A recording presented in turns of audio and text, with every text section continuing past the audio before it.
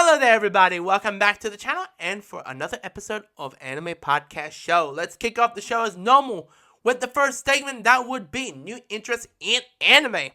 It's basically a series was released in between from 2022 to the present day, or it's even I was interested to take a look at during and post-COVID era. For this episode, we're taking an approach into a romance series that our protagonist is deeply immersed in her love for video games, completely uninterested in romance. But when a quirky little wizard claiming to be a love cupid bursts into her life, he demands to change her mind and prove that love can be just as exciting and unpredictable as any game she's ever played in Romantic Killer. Romantic Killer is a captivating manga series written and illustrated by Wataru Momose, serialized by Shueisha's Shonen Jump Plus from July 2019 to June of 2020, spanning for over 4 volumes in its brief run. I thoroughly enjoyed both the manga and its anime adaptation, which was produced as an original net animation, or stands for ONA, by Demirica and released on Netflix with a dub version on October 27th, 2022. The series contain over 12 episodes available in both English and Japanese.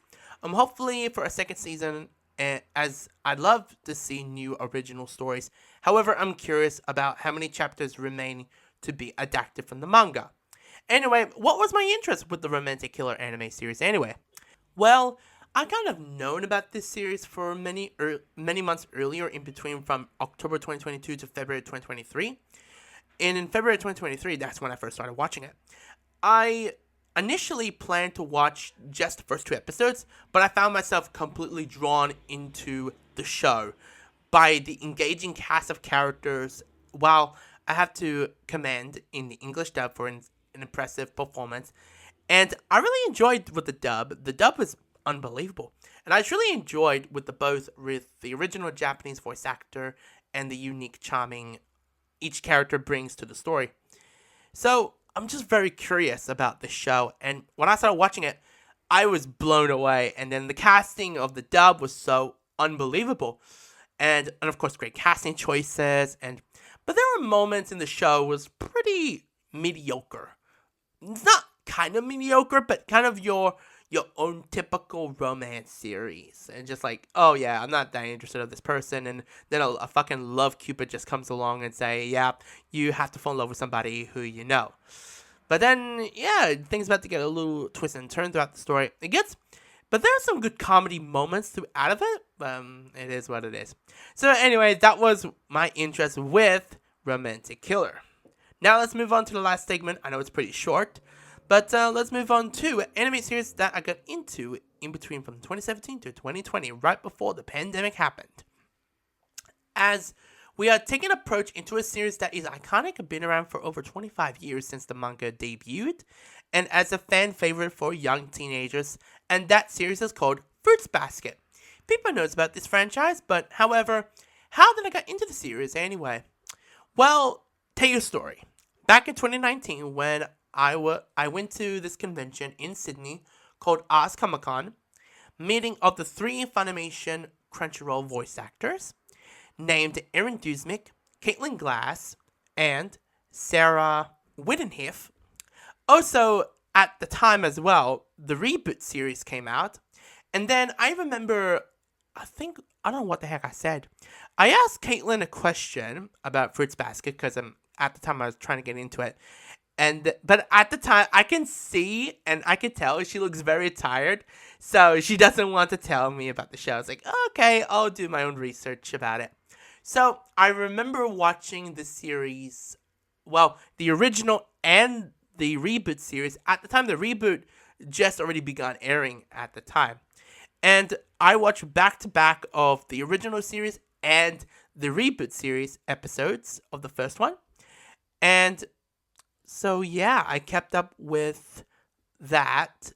And I remember told Caitlin about it. I watched both episodes back-to-back. And she was surprised, like, wait, what? I said, yep.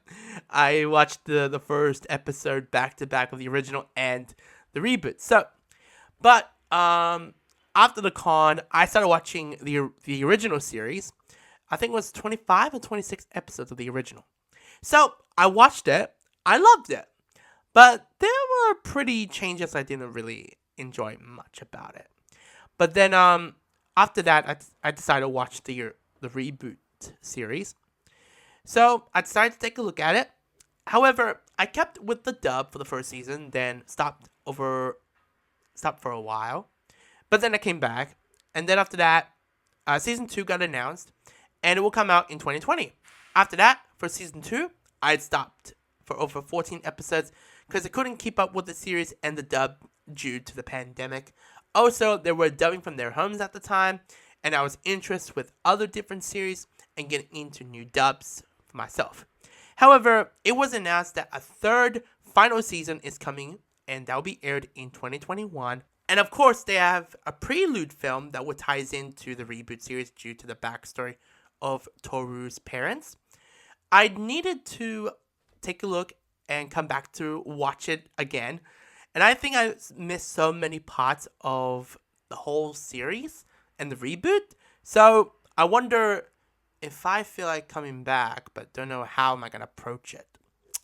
Well, we'll see what's going to happen. So anyway, that was my interest from 2017 to 2020 with Fruits Basket. And that is it for the Anime Podcast Show. Hope you guys enjoyed it. Please comment, like, and check out more content on the YouTube channel and subscribe. If you haven't done it yet, make sure to hit the notification bell. Take care, stay safe, until next time, see you later.